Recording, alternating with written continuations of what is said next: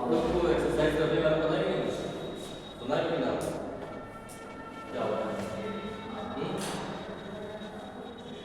Physiotherapy में exercise therapy क्या होता है? सुना होगा? सुना? बेस आपका यही है फिजियोथेरेपी में, एक्सरसाइज थेरेपी। ठीक है? बायोमैकेनिक्स आपको पढ़ा? बायोमैकेनिक्स और एक्सरसाइज थेरेपी जो आपको दो रिलेटेड होता है।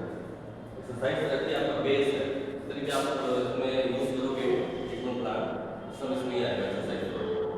ठीक है? उसको ध्यान से बहुत अच्छे से पढ़िएगा, क्योंकि अगर ये आपको नहीं आएगा तो कुछ नहीं समझ आएगा ना। बेस आपको एक्सरसाइज थेरेपी है।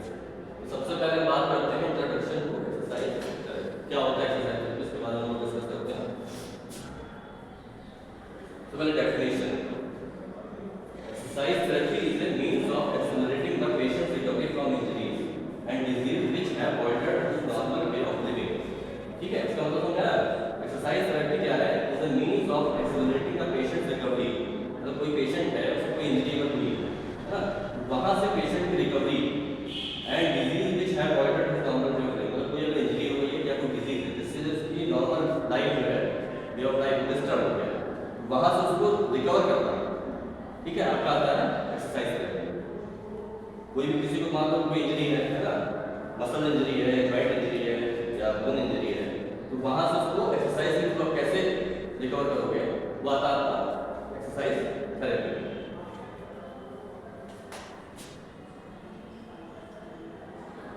The aims of exercise therapy, aims क्या होता है? To promote activity whenever and wherever it is possible to minimize the effect of inactivity. To promote activity whenever and wherever, जहाँ कहीं पे हमें इसकी नीड होती है, it is possible to minimize the effect of inactivity। समझ में आया? स्लाइड पर समझ में आया? To promote activity मतलब जहाँ पे inactivity है किसी भी वजह से, चाहे इंजरी है, हाँ, इनएक्टिविटी किसी भी वजह से होती है, या मान लो पेशेंट को बीमारी थी, उसको मसल्स बोन से रिलेटेड दवाई नहीं थी, मान लो कार्डियक पेशेंट है ना, या कोई और सर्जरी हुई थी, लेकिन जब पेशेंट बेड होता है 15-20 दिन, महीने भर, 1.5 महीने का, उससे क्या होता है? इनएक्टिविटी है, उसका मूवमेंट नहीं हुआ, पेशेंट एक आपको, उसकी वजह से क्या होगा? जॉइंट मसल्स वीक पड़ जाते हैं या स्टिफ हो जाते हैं, तो वहां से उसको एक्टिव बनाना कौन बनाएगा? कौन बनाएगा? फिजियोथेरेपिस्ट।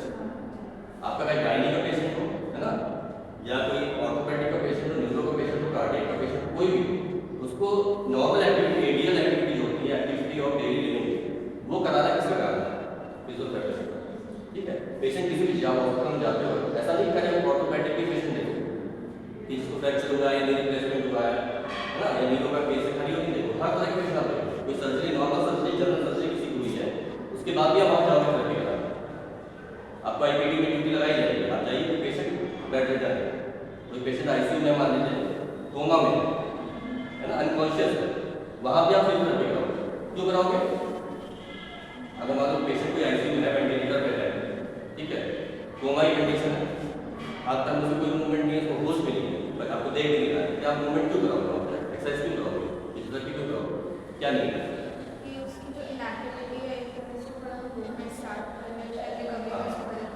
मतलब कि देखिए, अगर आईसीयू मान लीजिए तो पेशेंट 2 महीने पड़ा होगा, लगातार पड़ा होगा, आपने कोई फिजियोथेरेपी नहीं किया, डॉक्टर ने रिकमेंड नहीं किया, तो वहाँ क्या होगा? 2 महीने बाद पेशेंट चलने लायक रहेगा? मान लीजिए पेशेंट ठीक भी हो जाता है, जो उसको ठीक प्रॉब्लम थी ठीक, लेकिन उसके जब पेशेंट वहाँ उठेगा, उसके हाथ पैर सब एकदम स्टिफ हो चुके हैं। तो मैंने खुद एक पेशेंट देखा था, 3 मंथ तक उसका मतलब एक्सीडेंट हुआ था, कार्डियक अरेस्ट हो गया, एक्सीडेंट के बाद 3 महीने तक आईसीयू में था। अब आईसीयू में क्या कमी रही? कराने वाले की कमी थी या डॉक्टर रिकमेंड नहीं, जो भी रीजन रहा हो, ये 3 महीने बाद पेशेंट बाहर निकल गया है, उसकी हाथ पर ऐसे यू कंडीशन ऐसे है, उसका आप एक फिंगर पे टच कर दो ना, कुछ ठीक है, इतना पेन होगा क्योंकि सब स्टिफ हो चुका। इस चीज को बचाने के लिए अब क्या डॉक्टर 3 महीना निकला, वैसे अगर उसकी थेरेपी चल रही है 3 महीना नॉर्मल होगा, लेकिन उसको सिकुड़ा होगा, अब उसको रिकवर करने में 6 महीने लगेंगे, क्योंकि एक अगर फिंगर का पेन कर रहा है तो एकदम से खोल धीरे धीरे करोगे ना, फिंगर कितना पेन करा तो ये शोल्डर कितना करेगा, धीरे कितना करेगा, कितना करेगा, हिप जॉइंट कितना करेगा, नी जॉइंट कितना करेगा, सब कुछ इसमें, यहाँ तक कि उसका जो पैर है अगर वो लेट रहा है उसका पैर ऐसे मतलब बाहर की तरफ पड़ा हो, इसने ध्यान नहीं दिया, पैर सीधे नहीं दिया, और उसी कंडीशन में वो चल रहा है, ऐसे चल रहा है, जबकि हुआ तो कार्डियक अरेस्ट है, प्रॉब्लम ही आ गई हाथ पैर में, तो वहाँ पे हमारा होता है। तो इसीलिए एक्सरसाइज करके जरूरी है कि ये जरूरी नहीं कि कोई चोट लगी हो या फ्रैक्चर हो तभी निकाल दें, कोई भी पेशेंट है चाहे कार्डियक का हो, लीवर का, हर जगह हमारा होता है, ठीक है, समझ गए। तो to promote activity in whenever and wherever it is possible to minimize the effect of inactivity, जहाँ भी inactivity हो रही है उसके इफेक्ट को कम करने के लिए हम वहाँ पे इसको करते हैं, ठीक है। To correct the inefficiency of specific muscles और muscle groups and regain normal range of joint movement without delay to achieve efficient functional movement. हमें क्या करना है, correct the inefficiency of specific muscle, कोई स्पेसिफिक मसल है उसमें inefficiency हो गई किसी वजह से, मतलब वो वर्क प्रॉपर नहीं कर पा रहा है, कहीं मसल तो उससे आपको मत करना है। और मसल ग्रुप या कोई मसल ग्रुप, एक होता है कि मान लिया खाली बाइसेप्स वर्क नहीं करेंगे या डेल्टॉइड वर्क नहीं करेंगे, एक होता है पूरा आगे नहीं काम कर रहा, तो ग्रुप ऑफ मसल्स आ गए, तो वहाँ पे अगर to correct the inefficiency of specific muscles और muscle group and regain normal range of joint movement without delay to achieve efficient functional movement, मतलब हमें उसमें कोई भी डिले नहीं करना है, क्योंकि अगर आप डिले करो तो मैंने बताया उसका रिजल्ट वही होता है, ठीक है। To encourage the patient to use the ability he has regained in the performance of normal functional activity and so accelerate his rehabilitation। समझ गए, तीनों पॉइंट समझ आ गया। To encourage the patient to use the ability he has regained, patient को आपको encourage करना है कि जो कर सकता है उसके लिए आपको उसको encourage करना है।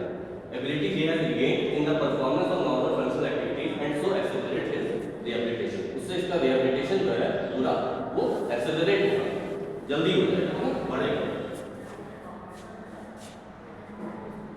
अब बात करते हैं थेरेप्यूटिक एक्सरसाइज। एक एक्सरसाइज होती है नॉर्मल, जो नॉर्मल लोग करते हैं वो एक्सरसाइज होती है। थेरेप्यूटिक एक्सरसाइज अलग होती है जो हम लोग करते हैं, जो हम लोग पेशेंट को अप्लाई करते हैं। थेरेप्यूटिक एक्सरसाइज मतलब स्पेसिफिक एक्सरसाइज है, ऐसा नहीं कि आपको किसी को हाथ में दिक्कत है उसका पूरे बॉडी की एक्सरसाइज करा, ऐसा नहीं है। तो आप पर्टिकुलर जॉइंट पे काम करोगे या जिसका ये नहीं उठ रहा है उसको मैं काम करना है, तो वो हो गया आपका therapeutic exercise. Definition of therapeutic exercise क्या होती है? Therapeutic exercise is the systematic planned performance of bodily movement, posture, physical activities intended to provide a patient client with the means to remediate or prevent impairment। ठीक है, therapeutic exercise क्या करती है? एक systematic plan performance होती है, मतलब जैसे आपके पास कोई पेशेंट आया, उसको सपोज करिए कि उसका पैर नहीं उठ रहा है, ठीक है, तो आप जो प्लान करोगे ना, इसका पैर नहीं उठ रहा है, पहले डायग्नोस करोगे, असेसमेंट करोगे कि दिक्कत क्यों आ रही है, पैर क्यों नहीं उठ रहा है, आपको पता चलेगा उसकी ये मसल्स वर्क नहीं कर रही। तो आपने क्या किया, एक सिस्टमैटिक प्लान बनाया कि हमें इस पर वर्क करना है। Performance of body movement, posture, उसका पोस्चर चेक किया, physical activities intended to provide a patient client with the means to remediate और प्रिवेंट इम्पेयरमेंट, मतलब रिमीडिएट मतलब उसका इलाज करना है ना, और प्रिवेंट इम्पेयरमेंट, अगर कोई इम्पेयरमेंट है तो उसको आपको बचाना है और वो आगे बढ़े। फिर आता है इंप्रूव, रिस्टोर और एनहांस फिजिकल फंक्शन। आपको क्या है, इंप्रूव करना है, रिस्टोर करना है, जो उसकी एक्टिविटी चली गई तो नहीं कर पा रहा उसको आपको रिस्टोर करना है, और इंप्रूव करना है, और एनहांस फिजिकल फंक्शन, उसके फिजिकल फंक्शन को बढ़ाना है, ठीक है। प्रिवेंट और reduce health related risk factors, आपको क्या करना है, प्रिवेंट करना है और रिड्यूस करना है हेल्थ रिलेटेड रिस्क फैक्टर्स। जो भी रिस्क फैक्टर्स आपको लगते हैं कि अगर ये एक्टिविटी नहीं कर रहा है इसकी दिक्कत आ सकती है, उसको आपको करना प्रिवेंट करना, बचाना है और कम करना है, ठीक है। पेशेंट को गाइड करके समझा के उसको सारी चीजें एक्टिविटी समझाओगे, उससे होगा। Optimise overall health status, fitness और सेंस ऑफ वेलबीइंग, ठीक है, उससे क्या ऑप्टिमाइज होगा, ओवरऑल हेल्थ स्टेटस, फिटनेस और सेंस ऑफ वेलबीइंग। समझ आ रहा है ना?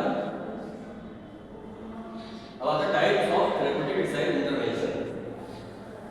पहला क्या है, एरोबिक कंडीशनिंग एंड डीकंडीशनिंग।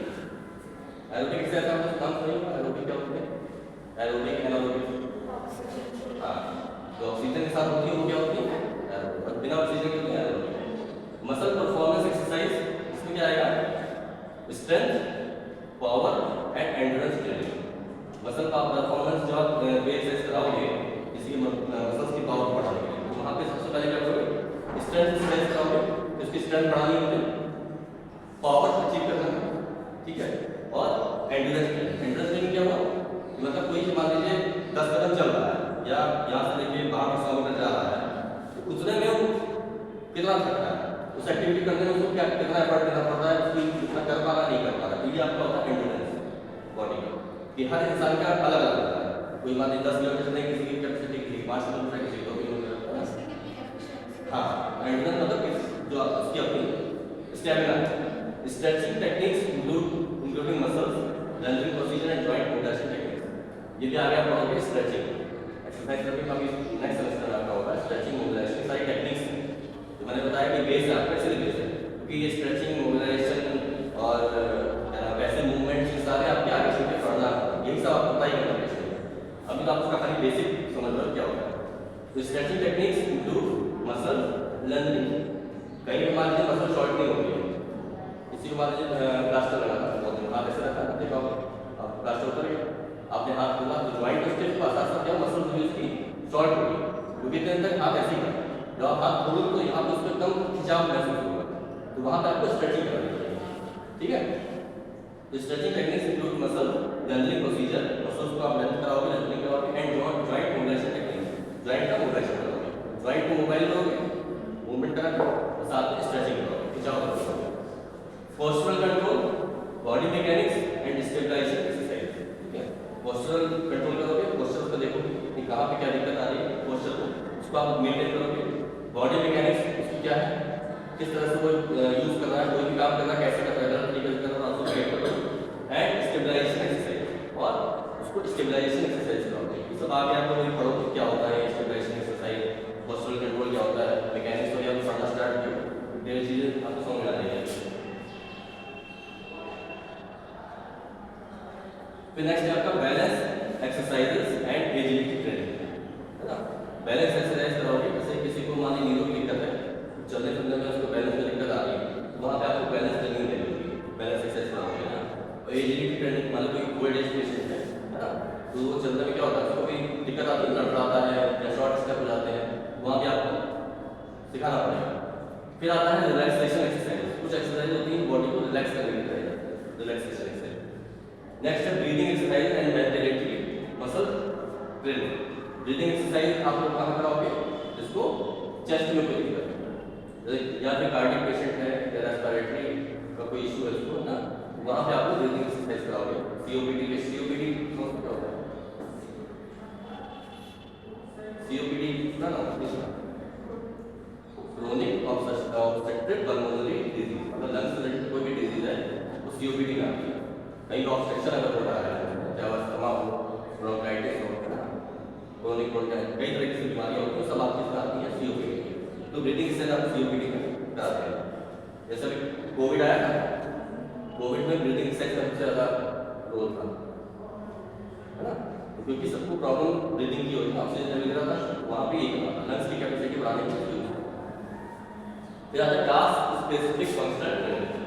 इसमें क्या होगा, टास्क स्पेसिफिक फंक्शनल ट्रेनिंग, मतलब कोई पर्टिकुलर टास्क है, पेशेंट आपसे ये कहता है कि मैं वैसे तो नॉर्मल हूँ पर मैं ये काम नहीं कर पा रहा, जैसे मैं काम कर रहा या कोई फीमेल है मेरे किचन में सारा काम कर, मैं हाथ से लेकिन ऊपर से डब्बे नहीं खा पा रही हूँ, या मैं वो नहीं चला पा रही हूँ, पैर में स्पून को नहीं चला पा रही हूँ, इस तरह की एक्टिविटी बताती है।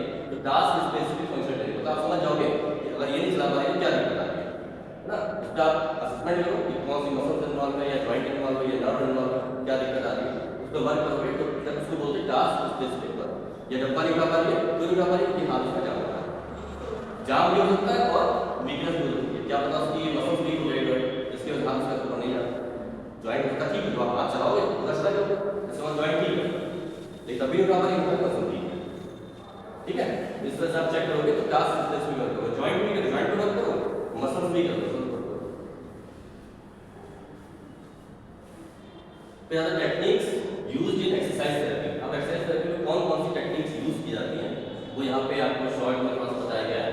पहला होता है एक्टिव मूवमेंट्स। एक्टिव मूवमेंट्स में आपको क्या आता है, पहला वॉलंटरी मूवमेंट, उसमें का assisted, free, assisted, resisted and resisted. इसका मतलब समझ गए, नहीं समझे मैं बता रहा हूँ।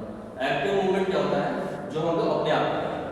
पैसिव मूवमेंट जो होता है जो करा रहा है, जैसे किसी पेशेंट का आप कराओगे तो वो होगा पैसिव, चाहे वो मोबिलाइजेशन कराओ चाहे स्ट्रेचिंग कराओ, जो आप कर रहे हो, आपका हाथ कहीं यूज हो रहा है या कोई मशीन करा रही है, माने किसी मशीन में रोबोटिक के साथ चलता है तो रोबोटिक पैसिव में है, एक्टिव में है। एक्टिव में क्या होता है, पेशेंट अपने आप सेल्फ हम सेल्फ अपना पैर चला रहे हैं, तो ये एक्टिव है। तो एक्टिव मूवमेंट में क्या है, वॉलंटरी मूवमेंट। सबसे पहले क्या था, असिस्टेड। ठीक है, कोई पेशेंट है, मान लीजिए उसको पैरालिसिस हुआ है, उसका हाथ नहीं उठ रहा, लेकिन थोड़ा बहुत मूवमेंट कर रहा है। जब जीरो मूवमेंट होगा तो वहाँ पर पैसे कराना पड़ेगा, क्योंकि वो कर नहीं सकते। लेकिन जब थोड़ा बहुत मूवमेंट अगर कर रहा है, वहाँ क्या करेंगे आप, असिस्टेड। आप खुद थोड़ा उठाएगा तो आप उसका असिस्ट करोगे। ठीक है, तो उठाया क्या असिस्टेड, ये हुआ एक्टिव असिस्टेड एक्सरसाइज, उसको बोलेंगे पहले। दूसरा होता फ्री। फ्री मतलब वो खुद कर देता है, बस खाली क्या है, वीकनेस है, तो वहाँ गाइड करना आपको भी, आप कर दोगे ना, आपको सिस्टम से करता है, आप उसको बैठ के बताते जाओ, गाइड करते जाओ, अपने आप कर देगा। फिर आता है एक्टिव असिस्टेड रेजिस्टेंट। इसमें क्या होगा, पेशेंट खुद कर रहा है, आप असिस्ट कर रहे हो, साथ में रेजिस्टेंस है। मान लीजिए मैं आप मोड़ दे रहा हूँ, लेकिन वीकनेस है, ठीक है, तो आपने क्या किया, हल्का सा मदद की मेरी और यहाँ पे ताकत लगाई, तो ये हो गया एक्टिव रेजिस्टेंट। मतलब मैं कर रहा हूँ लेकिन आप उसको रोक रहे हो। ठीक है, अगर हम हाथ छोड़ के आप कर रहे हो, ये हो गया पैसिव मूवमेंट। लेकिन हम कर रहे हैं लेकिन वीकनेस है, आप उसको रोक के रेजिस्टेंस लेके करा रहे हो, ये हो गया आपका एक्टिव असिस्टेड रेजिस्टेंस। पहला क्या था, असिस्टेड, जो असिस्ट करके करा रहे हो। दूसरा वाला फ्री, जो अपने आप कर रहा है पेशेंट। तीसरा हो गया असिस्टेड रेजिस्टेंस, जहाँ पे असिस्टेंट भी आपका है और रेजिस्टेंस है, दो ताकत मिला हुआ है। फिर चौथा आता है रेजिस्टेंट। इसमें खाली क्या है, खाली आप रेजिस्टेंस देंगे और हमने हाथ में आपको असिस्ट करने की जरूरत नहीं पड़ेगी, अपने आप कर देना है। ठीक है, ये इसका एग्जांपल जैसे असिस्टेड रेजिस्टेंस जिम में देखा होगा जो पावर वेट उठाते, पावर लिफ्टिंग क्या करता है, कई बार तो कम वेट उठाते हैं, ज़्यादा वेट उठा है तो देखते हैं आपको कोच उसकी हेल्प करता है। क्या करता है, वो रेजिस्टेंस उसको मिल रहा है, उससे एक्टिव वो उठा रहा है और साथ असिस्ट कर रहा है। ठीक है, तो वो क्या है, असिस्टेड रेजिस्टेंस। और रेजिस्टेंस क्या है, जहाँ पे खाली रेजिस्टेंस लग रहा है, कोई असिस्टेंस नहीं है।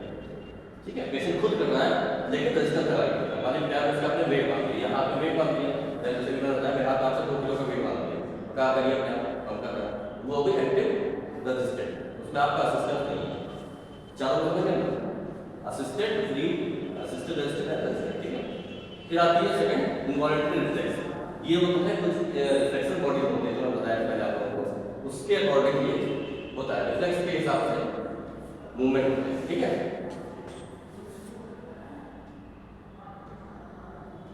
अब आ गया पैसिव मूवमेंट। मैं बताया पहले एक्टिव था, पैसिव मूवमेंट क्या, relax passive movement including accessory movement, passive manual mobilization, passive stretching. पहला आता है relax passive movement including accessory movement. मतलब कोई पेशेंट अगर बेड पे लेटा हुआ है, आप गए कोई मूवमेंट नहीं कर पा रहा, आपने सारी चीजें दिखा, हाथ चलाया, पैर चलाया, जो भी कराया, वो हुआ रिलैक्स पैसिव। मतलब पेशेंट रिलैक्स है, वो ताकत नहीं लगा, कुछ नहीं कर रहा, लेटा सारी आपसे लगता है, तो relax passive movement including accessory movement. ठीक है, ये हो गया आपका पैसिव मूवमेंट। दूसरा क्या, पैसिव मैनुअल मोबिलाइजेशन। अब ये कहाँ मैं पढ़ाई करूँ, जैसे किसी को मान लीजिए शोल्डर स्टिफ है, वहाँ क्या करो, पैसिव मैनुअल मोबिलाइजेशन। मतलब आपने क्या किया, पेशेंट को पैसिवली मोबिलाइज किया है। मोबिलाइजेशन मतलब कि ज्वाइंट, जैसे मान लीजिए ग्रेनाइट और वो क्या होता है, विंगस का हेड, छोटे जोड़े पता है, ये ग्रेनाइट हेड के विंगस हो गया। अब दोनों आपस में चिपक गए किसी वजह से, चोट लगी है या आर्थराइटिस हो गया है, तो वहाँ पे क्या होगा, मोबिलाइजेशन देना पड़ता है। मोबिलाइजेशन क्या है, आप खाली उसको अगर चलाते हो तो मूव नहीं करेगा क्योंकि चिपक चुका है, तो वहाँ पे आप मोबिलाइजेशन करते हो। एक पर्टिकुलर टेक्निक होती है, यहाँ पे अप्लाई करते हैं, उससे क्या ज्वाइंट जैसे ये ग्रेनाइट हेड या आपका विंगस हेड हो गया, तो आपने अप्लाई किया इस पर मोबिलाइजेशन, तो मूवमेंट उसमें क्या होता है, एंटीरियर, पोस्टीरियर, सुपीरियर, इंफीरियर, 4 तरह की लाइनें होती हैं, वो भी सब आगे पढ़ेंगे। उससे क्या होता है, यहाँ पे रिलीज हो गया, चिपका हुआ था हट गया, फिर आपने स्ट्रेचिंग कराया, ज्वाइंट रिलीज हो गया, फिर आप स्ट्रेचिंग, आपका यहाँ पे चिपका हुआ, स्ट्रेचिंग करा तो क्या होगा, वहाँ पे इंजरी हो जाएगी, क्योंकि यहाँ ज्वाइंट मूवमेंट मान लीजिए, यहाँ ज्वाइंट स्टिफ है, ऐसे आप सोच रहे हो कि ज्वाइंट का ठीक है, मसल से दोनों आपने खींच लिया, तो क्या होगा, फ्रैक्चर हो जाएगा, क्योंकि यहाँ मूवमेंट हो नहीं रहा, तो फ्रैक्चर हो गया। उसके बाद पैसिव स्ट्रेचिंग समझ गए आपको, स्ट्रेचिंग क्या होता है। नेक्स्ट आता है posture. The movement begins and ends in posture which is classified as active और इनएक्टिव। ये मूवमेंट आप जब कर रहे हो, पेशेंट कर रहा है, आपको देखना है तो इसका पोस्चर उसमें क्या है, किस पोस्चर में कर रहा है। मान लीजिए कोई हाथ नहीं उठा पा रहा है, तो एक ऐसे उठाएगा, उठाएगा ना, ये होता है नॉर्मल उठा रहा है। जब हाथ में नहीं उठा तो क्या करेंगे, ताकत लगाएगा। जब पैर में चल रहा है तो हम ऐसे उठाएंगे, यहाँ से मूवमेंट नहीं, ये होता नॉर्मल चल रहा है। जब हम नहीं उठा पाएंगे क्या करेंगे, देखो अगर हेमीप्लेजिया पेशेंट देखना, कभी स्ट्रोक किसी हुआ हो, वैसे चलेगा, ऐसे करेंगे, पैर से मारेंगे, इस तरह से सर्कमडक्टरी गेट बोलते हैं उसको, क्योंकि वो यहाँ से मूवमेंट रहता है, उसका यहाँ से मूवमेंट नहीं आता। तो ये आपका हो गया पोस्चर। उसके बाद पोस्चर देखोगे कि पोस्चर में कहाँ दिक्कत आ रही है, किस वजह से वो दिक्कत आ रही है, तो साथ में आपको दूसरी प्लान करके चलना पड़ेगा, उसका पोस्चर भी ठीक है। गलत पोस्चर में चलेगा तो आगे देखो उसकी बढ़ती जाएगी। समझ में आ रहा है ना? इसका सवाल आ रहा है।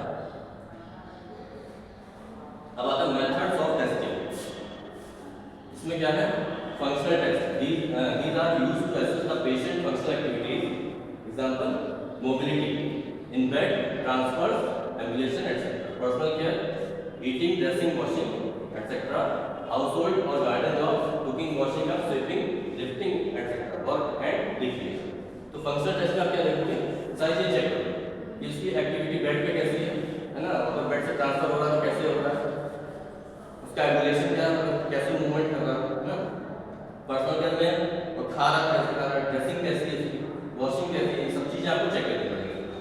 फिर other test of joint range. Joint range को टेस्ट करना पड़ेगा। कैसे होगा? That instrument which is used for measuring the range of motion of the joint is called as goniometer.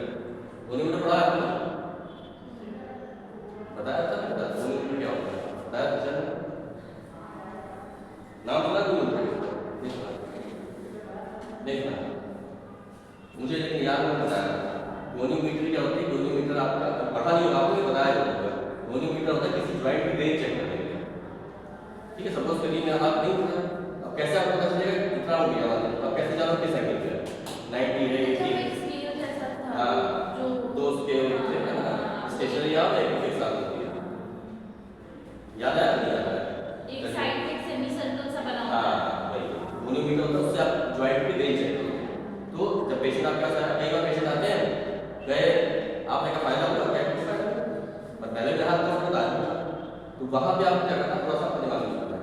Goniometer रखिए, अगर आप समझ जाइए पेशेंट थोड़ा सा टिपिकल है, तो सबसे पहले आया उसके सामने जो भी अटेंडेंट उसका आप चेक करिए, जैसे आपकी रेंज अभी मेरे सामने 70 डिग्री पे आप आए, ठीक है, तो उसको आप 4 बार रिपीट करो, फिर चेक करो 70 से 90 आ गया तो मतलब दिखेगा। लेकिन 70 से 90 का नहीं चेक करोगे कोई जान नहीं पाएगा। तो पेशेंट उठा रहा है 20 डिग्री अंतर आ गया, क्या कुछ हुई तब पहले उतरा था। अक्सर ऐसी प्रॉब्लम आती है। तो गोनियोमीटर का जो रोल यही है, वहाँ पे आप पहले चेक कर लो रेंज ऑफ मोशन, इससे आप बता भी सकते हो, इससे आप भी सेफ साइड में रहोगे और उसको फायदा होगा। ठीक है, it is used to find out the any limitation of the joint range. ठीक है, इसको हम यूज करते हैं कोई भी जॉइंट में लिमिटेशन है तो उसको चेक करने के लिए। Test for neuromuscular efficiency. अब पहले हो गया जॉइंट की हम चेक कर लिया, अब कोई न्यूरोमस्कुलर प्रॉब्लम है तो कैसे चेक करोगे? दीज में be carried out electrically, manually और मैकेनिकली। इसको आप इलेक्ट्रिकली चेक कर सकते हो, मैनुअली कर सकते हैं और मैकेनिकली। इसमें इलेक्ट्रिकली में कुछ इलेक्ट्रिकल टेस्ट होते हैं जो वहाँ पे आपको करवाने पड़ेंगे, और मैनुअली में मैनुअल मसल टेस्टिंग होती है, एमएमटी। ये भी बहुत इंपॉर्टेंट पार्ट है, आपको आगे पढ़ेंगे। मैनुअल मसल टेस्टिंग, मान लीजिए किसी की मसल में पावर है तो कितनी है, ये कैसे आता है, उसका ग्रेडिंग होती है, 0 1 2 3 4 5 तक होती है। तो कौन सी ग्रेड में वो आपको चेक करना है, वो आता है मैनुअल मसल टेस्टिंग। फिर आता है सर्कमफ्रेंस मेजरमेंट। सर्कमफ्रेंस मतलब किसकी जॉइंट मसल की कितनी दर्द है वो आप चेक करोगे। Static power test, dynamic power test, endurance test, speed test, ये सारे आपके टेस्ट होते हैं न्यूरोमस्कुलर एफिशिएंसी चेक करते हैं। जिसको न्यूरोमस्कुलर प्रॉब्लम है किस लेवल पे है वो आप चेक करोगे। अब पहले बात करते हैं इलेक्ट्रिकल टेस्ट की। सबसे पहले these may be carried out by the use of electromyography और stent duration कर्व। ठीक है, ये हम कैसे चेक करेंगे? इलेक्ट्रोमायोग्राफी एक टेक्निक होती है, इसमें इलेक्ट्रोथेरेपी भी आप पढ़ोगे उसमें होता है, और strength duration curve SD curve बनता है ना, ये इसके थ्रू आप चेक कर सकते हो कि उसकी कौन सी मसल्स में कौन सी नर्व में दिक्कत है, ये इस टेस्ट से पता चलता है। फिर आता है manual muscle testing. The muscle power is evaluated and recorded according to the Oxford classification on a scale of 0 to 5। मैंने बताया 0 मतलब नो कॉन्टेक्ट, मतलब पेशेंट लेटा हुआ है, आपके हाथ लाइए कुछ नहीं कर पाया, मतलब ग्रेड 0 है। 1 मतलब फ्लिकरिंग कॉन्टेक्ट, मतलब आपने कहा हाथ लाइए हल्का सा कैसे किया, इतना ही, ये हो गया फ्लिकरिंग कॉन्टेक्ट, मतलब ग्रेड 1। ग्रेड 2 में क्या है?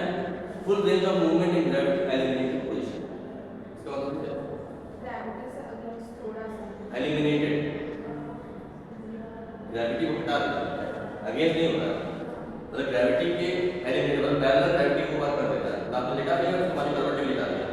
किसी का हाथ उठाइए, हाथ उठा रहे पर आपने बैठा दिया, आप हाथ नहीं उठा पाए क्योंकि ग्रेविटी या अगेंस्ट काम है। तो कुछ रेंज ऑफ मूवमेंट आ रहा है लेकिन ग्रेविटी वहाँ पे वर्क नहीं करती, तो कर देगा। तो मतलब ग्रेड 2 है। ग्रेड 3 मतलब full range of movement against gravity. यहाँ पे ऐसा हम लगाओ तो ये हो गया हम लोग का ग्रेड 3 का। फिर आ गया grade 4 full range of movement against gravity with minimal resistance. अब जैसे हाथ पैर की नॉर्मल उठा लिया, अब हल्का सा आपने यहाँ पे रेजिस्टेंस दे दिया, तो ये ग्रेड 4 हो गया। ठीक है, इसमें उठा लिया मतलब ग्रेड 4 का नॉर्मल है। फिर आता है फिर full range of movement against gravity with maximum resistance. अब यहाँ पे कोई ताकत हमने लगा दी, हमने हाथ मतलब ग्रेड 5 में मैं हाथ नॉर्मल, लेकिन अगर आप ताकत नहीं उठा पाए तो कहीं ना कहीं उसमें भी लेकिन मेजरमेंट होना चेक करना। ऐसा नहीं है कोई बहुत ताकतवर आदमी है बिल्कुल कोई कमजोर उसको दबा दिया नहीं उठा पा रहा है ये दिक्कत है, ऐसा नहीं है। उसमें आपको इतना अंदाजा लगाना पड़ेगा, दोनों आपको मेजर करना पड़ेगा। ये वाला मेजर करके ये करिए, दोनों में कंपेयर कर लीजिए, उससे आपको अंदाजा लग जाएगा किसकी प्रॉब्लम है किस लेवल पे। ठीक है,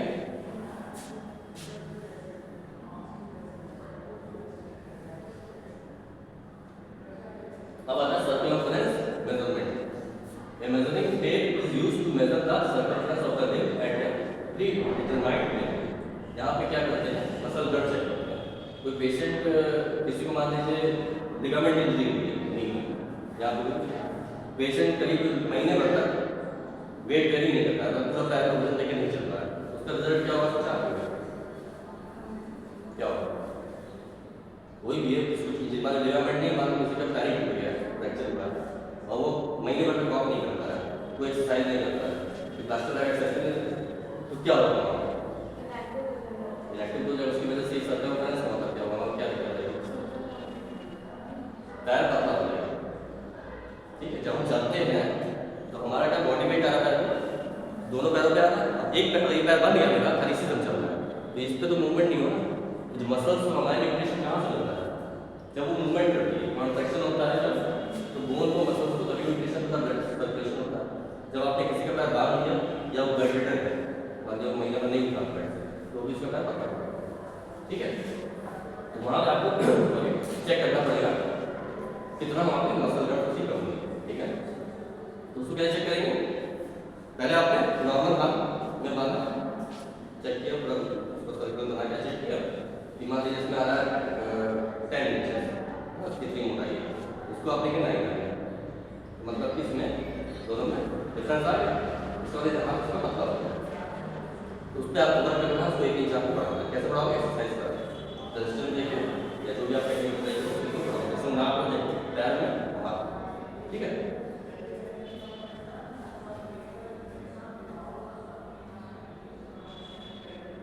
उसके बाद मसल स्ट्रेंथ टेस्ट। इसमें क्या है, 2 basic type of muscle strength test are static and dynamic. 2 तरह के मसल टेस्ट होते हैं। पहला वाला static power test, in static isometric test in muscle exert tension against fixed non moving resistance. ये स्टैटिक में क्या होगा? आइसोमेट्रिक टेस्ट होगा, जैसे कि आइसोमेट्रिक से पता है ना, आइसोमेट्रिक मैट्रिक और आइसोटोनिक पता है क्या? नहीं पता या तो आइसोमेट्रिक क्या होता है?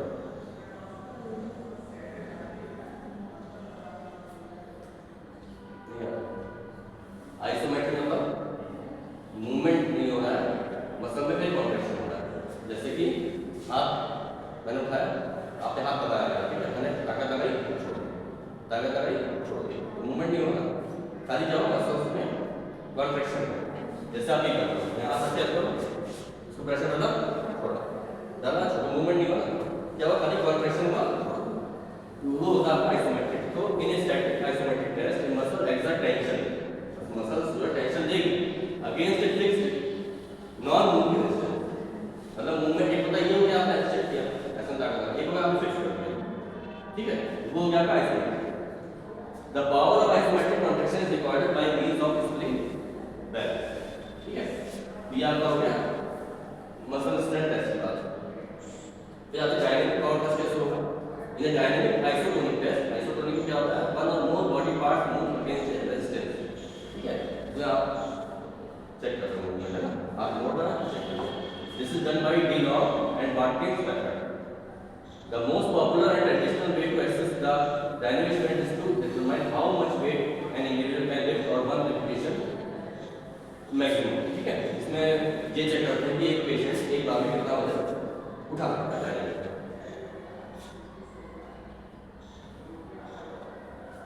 अब आता है endurance test, the ability of the muscles to perform actively in a specific period, walk for 10 minutes, 15 minutes, 20 minutes, समझ गए। तो एंडोरेंस टेस्ट मैंने बताया था कि इसमें ये होता है कि एक स्पेसिफिक टाइम में वो कितना काम कर रहा है, वो उसका होता है एंडोरेंस।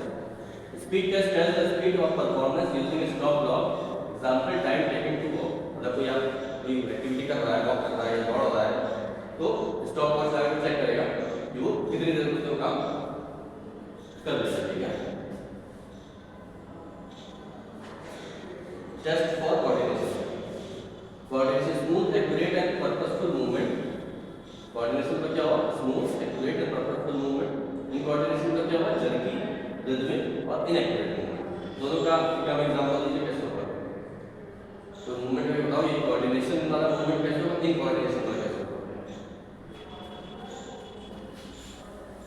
कॉमन सेंस लगाइए, तो कॉमन सेंस वाला क्वेश्चन है। अगर मान लीजिए कोई कोऑर्डिनेशन है, कोई नॉर्मल आदमी है, वो कोई मूवमेंट कर रहा है, इन कोऑर्डिनेशन किसी के अंदर कोई दिक्कत है, चाहे नीरो की या किसी तरह की दिक्कत है, वो कैसे होगा। वॉक कर रहा है तो कोऑर्डिनेशन में पैर कर रहा है, अगर बॉडी कोऑर्डिनेशन होगा, वही कोऑर्डिनेशन मतलब कि अगर कोई एक पार्ट अगर आपका नहीं काम कर रहा है तो वो बॉडी में स्टेबल नहीं है। हाँ ठीक है, लेकिन एकदम एक्यूरेट नहीं होता है।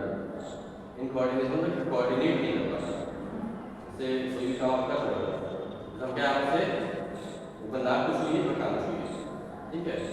अब हम तो छूट रहे हैं, नॉर्मल आप भी छूट, इसको दिक्कत होगी क्या करेगा, आप कहोगे आप क्या जाएगा, यहाँ जाएगा, तो कोऑर्डिनेशन नहीं, मतलब कि वो उस चीज़ को नहीं जानता है कि एक इसको छूटा कुछ होगा, जैसे क्या इसको छूइए, ये कर रहा है कोऑर्डिनेशन। इन कोऑर्डिनेशन होगा तो आप ये नहीं कर पाओगे, कभी यहाँ जाए, यहाँ जाए, यहाँ जाए, ये कोऑर्डिनेशन। और इसमें क्या जर्की होगा, जब कोई इन कोऑर्डिनेशन मूवमेंट होता है तो वो जर्क के साथ होता है, क्योंकि कोऑर्डिनेशन मूवमेंट होता है आराम से कर, इन कोऑर्डिनेशन तो आप कोशिश कर रहे हो सही करते हैं, आपसे कहा जाएगा आप सही करना, सही करो, आप ऐसे करो। अब पेशेंट बैठा हुआ है, आप कह रहे हो कैसे करिए, मेरे साथ मैं कर रही हूँ, आप बताइए, वो नहीं कर पा रहा है, आप कभी नहीं करिए, कोशिश करिए तो कर देगा, ऐसे करेगा। ये क्या होगा, जर्की मूवमेंट वाला, जैसे लिखा है जर्की, रिदमिक नहीं कर रहे, मतलब जर्की होगा इनएक्यूरेट होगा, कभी कर नहीं पाएगा, जर्क करेगा, इधर करेगा, ऐसे करेगा। ये होता है आपका इन कोऑर्डिनेशन, ठीक है। Activities like finger to tip of the nose, heel to shin and walking around a straight line और perform test coordination। जैसे कहते हैं इस लाइन पे चलिए, स्ट्रेट लाइन, तो ऐसे आप चल है ना, जिसको दिक्कत होगी वो नहीं चल पाएगा, उसका पैर इधर जाएगा, कभी इधर जाएगा, कभी इधर दाएं जाएगा, कभी बाएं जाएगा, वो आपका हो गया इन कोऑर्डिनेशन। अब आता है test for sensation, testing for touch, pressure, click, heat, cold etcetera. ये आप सारा चेक करोगे, इसको कोई सेंसरी प्रॉब्लम तो नहीं है। इसमें हैमर आता है, हैमर देखा होगा, डॉक्टर से आंसर रखा होता है, ऊपर रबड़ का ट्रायंगल जैसा बना होता है, देखा नहीं देखा, उसको हाँ उसको बोलते हैं, क्या बोलते हैं, हैमर बोलते हैं, ठीक है। टेस्टिंग फॉर टच, उसमें क्या होता है, कई सारे पार्ट होते हैं, ठीक है। उसमें आप टच करने के लिए पीसेस में पिन होती है, वो कभी आपने देखा नहीं होगा, ऐसे करके आपको दिखता है ट्रायंगल रबड़ लगा, उसको चेक किया जाता है। देखो तो बहुत सारे पार्ट हैं, पीछे बोलोगे एक ब्रश होता है, बीच में एक निडल होती है ना, तो उससे सब चीज़ें आप प्रेशर चेक कर सकते हो, है ना, टच चेक कर सकते हो, प्रिक कर सकते हो दिल से, है ना, heat, cold etcetera, heat cold वाला चीज़ कर सकते हो, ये सारी चीज़ें आपकी सेंसेशन दे देते हैं।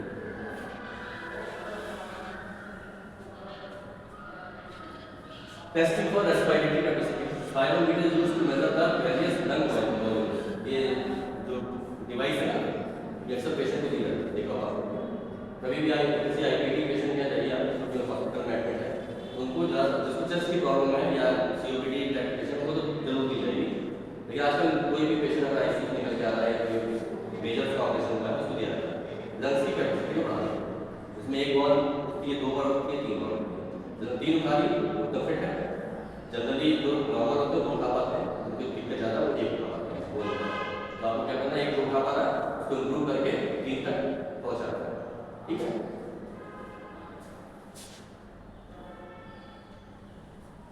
थक गए क्या? इतना अच्छा ज्यादा आप करो तो मतलब ये खत्म करो तो ही स्लाइड से measurement of limb length length, ठीक है। अब लिम्ब और लेंथ आपने गर्थ की बात की, सर्कमफ्रेंस की, है ना, कि मोटाई चेक करना है। अब यहाँ बात करें measurement of limb length length, कि कोई भी लिम्ब मतलब हाथ या पैर, उसकी लंबाई कैसे चेक करेंगे। मान लीजिए कोई पेशेंट आपके सामने लेटा हुआ है, अब दोनों पैर में उसके अगर आधे इंच का अंतर है तो आप कैसे चेक करोगे? नहीं तो करोगे तो करोगे कैसे करोगे, कहाँ से कहाँ चेक करोगे? नी से कैसे पूरे लिम्ब की बात नहीं है, पूरा पैर, पूरा पैर कहाँ से? पहले गड्ढा नहीं करो, पहले गड्ढा तो करो वैसे ही, लेकिन उसमें कोई पॉइंट होगा ना, ऐसा नहीं कर दोगे।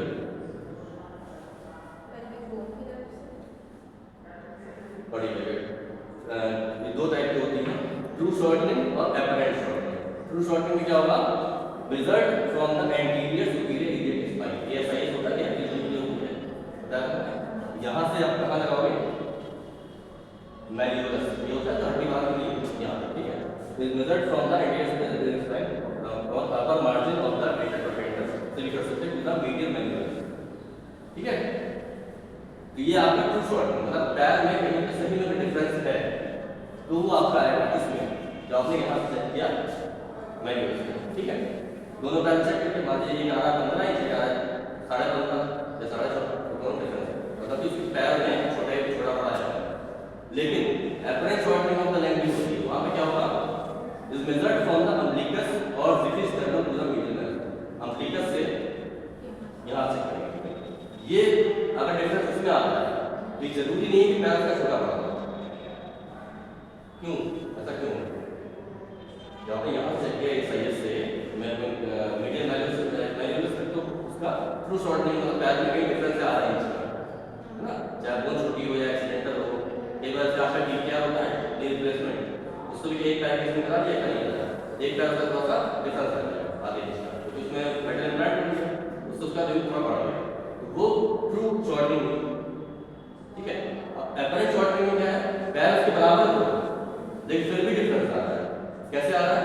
पेल्विक टिल्ट हो गया, मान लीजिए ये दोनों ऐसा ही है एकदम बराबर है, ये हल्का सा नीचे हो गया, ये ऊपर हो गया, हमारे में ऐसा होगा, ऐसा खड़े होगा क्या होगा? ये पैर छोटा हो गया, ये बड़ा हो गया, वो आ गया एपरेंट शॉर्टनिंग, मतलब पैर छोटा बड़ा नहीं है, मेरा पोस्चर ही मतलब हमारा पोस्चर होने की वजह से जो हमारा ये था ऐसा ही है, वो हल्का सा ऐसे हो गया, पेल्विक हल्का सा टिल्ट हो गया। तो अगर एक लेफ्ट की होगी नीचे, लेफ्ट छोटा हो गया, राइट की होगी राइट छोटा हो गया, ये होता है apparent shortening of the leg due to spinal और पेल्विक प्रॉब्लम। किसी को स्पाइनल प्रॉब्लम है, मान लीजिए स्पोलियोसिस डायग्नोसिस कैडी हो गई, ठीक है, या पेल्विक प्रॉब्लम है कि ये जो है टूट गई है, ये चोट लगी है, या चलने की स्टाइल में कमी है, उसकी वजह से हो गया है। Is measured from the umbilicus और xiphisternum to the medial malleolus. तो ये ध्यान रखिए दोनों में, अगर किसी का आपको पैर चेक करना है, अगर उसको ट्रू शॉर्टनिंग है, उसको चोट लगी है, कोई ऑपरेशन हुआ है, तब चेक करना था, यहाँ चेक करोगे, ठीक है। अगर उसको लगता है कोई स्ट्रिंग कहीं चोट लगी, जब ऑपरेशन हुई, तब अगर तब भी दिक्कत आ रही है, तब आप दिक्कत चेक करोगे, फिर आप अंदाजा लगाओगे कहीं ना कहीं इससे दिक्कत है, पहले तब उसको आप गाइड करोगे, आपका पोस्चर गलत है, आप पोस्चर अपना करेक्ट करिए, आपका पैर अपना ठीक हो जाएगा, ठीक है।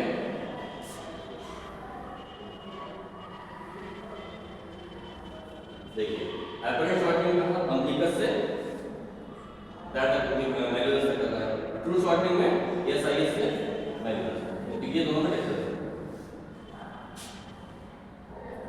अब आता है measurement of the angle of pelvic inclination. Anterior posterior inclination of the pelvis may be measured by means of pelvic inclination. देखिए ये एक डिवाइस आती है, इससे आप चेक कर सकते हो कि जो भी पेल्विक में दिक्कत आ रही है, मैंने बताया कि इसको शॉर्टनिंग हो रही है, तो उस डिवाइस से आप चेक कर सकते हो दोनों साइड डाल के, अगर उसमें डिफरेंस आ रहा है इसका मतलब एक साइड का उसका पेल्विस हल्का सा डिस्टर्ब है, उस पर आप वर्क करो और उसका प्रॉब्लम खत्म कर दीजिए,